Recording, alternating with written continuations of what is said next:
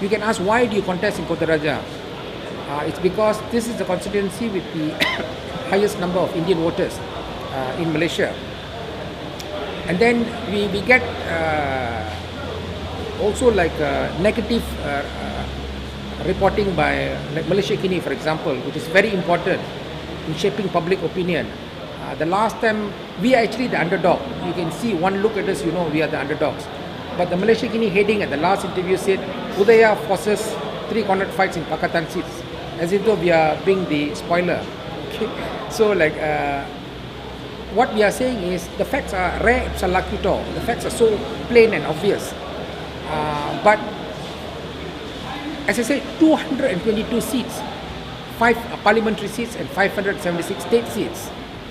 You can't give us one seat, you know.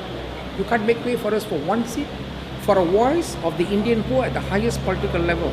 So who is being irresponsible? We will let the voters decide. We let the people of Malaysia decide. The 3-cornered contest by Pakatan Rakyat also putting their candidate. I think that will be the biggest stumbling block that will come in the way,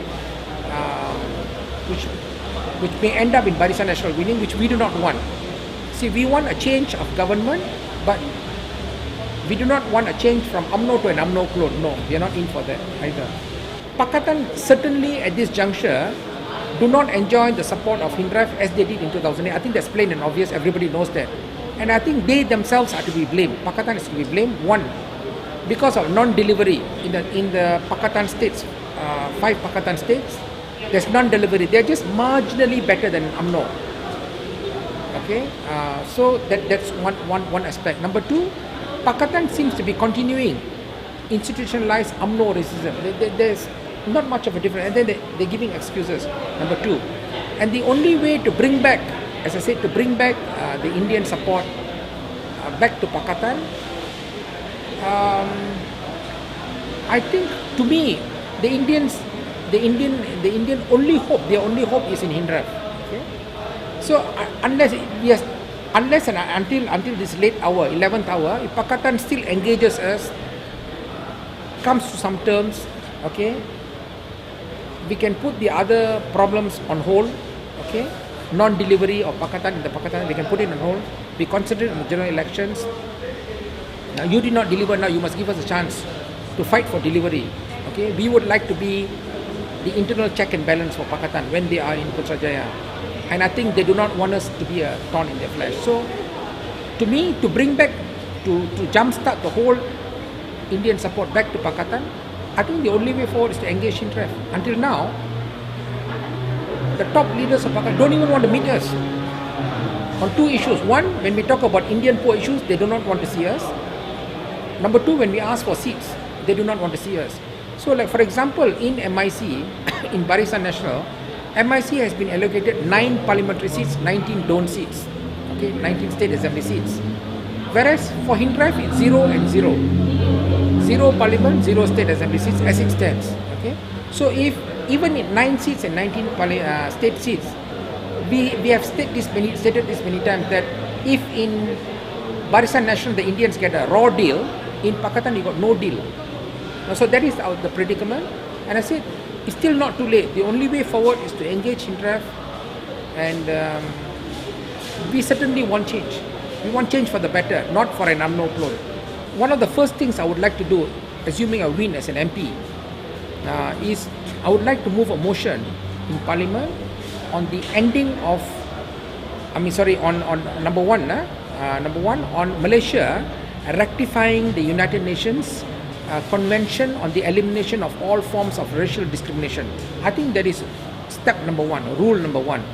I think racism in this country, especially targeting the Indian poor, has gone to alarming rates, and nobody wants to talk about it. Okay, so it goes on with impunity. So that will be the first step to end racism, institutionalized racism. See, in the Western countries, the racism is between people and people, not the government. Okay, whereas in Malaysia, it's the government and the people, both Pakatan and Barisan Nasional government. One. The second point I would like to do as an MP is to move a motion, emergency motion in Parliament to end all forms of government policies, to end all government policies, government racist policies, victimizing in particular the Indian poor, right? You see, from womb to tomb, you are born, they deny you. It's not that you don't have birth certificate, they deny you your birth certificate, your innate right. That means you're born with that right.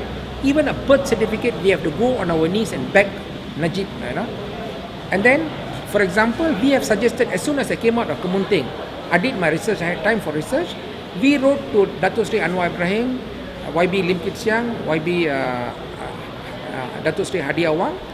We say we can have, in these 3 states, Pakatan states, Kedah, Penang and Selangor, we can have a special secretariat for addressing the ICA and BC and citizenship issues involving the Indians. Our estimate is 450,000. You can ask us. Of course, some Pakatan Rakyat leader says 350 whatnot, 300,000, but they can't explain. To me, the explanation is very simple. In 2007, just before our arrest under the ISA, the then Selangor Menteri Besar made a statement in the media, a public statement, that there are 40,000 Indian children in Selangor alone who have been denied birth certificate. I did not say don't have, don't have is different. Denied is a completely different matter. And then, assuming that means one of their parents have got problems, so that makes it 80. Okay, 80. Let's say 6 states. 6 times 8 is 48. You knock off 30%, 30,000 for contingencies, you get about 450,000.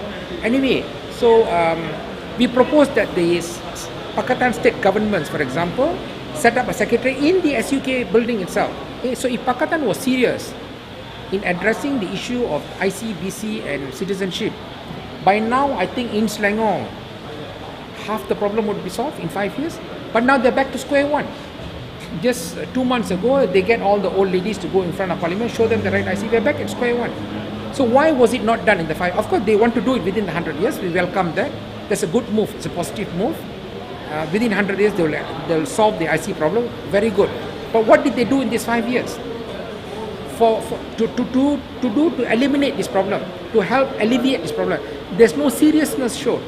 Save and except for the wayang kulit showpieces, nothing serious. I made this proposal black and white. It is in our website. So that was not done. While Barisan Nasional talks about being one Malaysia and they practice racism, victimizing in particular the Indian poor, Pakatan Rakyat is saying that they are a two-party system. To me, my answer to that is Pakatan Rakyat is a two-race system. So you either have to be a Malay or a Chinese. This fact, this reality, nobody wants to talk about in Malaysia, but I will continue speaking about it. Even if it's going to cost me my seat, I don't win in the election, it doesn't matter. For me, we are fighting for a principle, something that the racism inflicted on the Indian poor and the misery that happens on a day-to-day basis, the Malay top leaders, they know, the Malay Chinese leaders know, the press knows about it, the alternative media knows about it, the NGOs knows about it, the civil society knows about it. Nobody wants to address it. So somebody, unfortunately, somebody had to be me.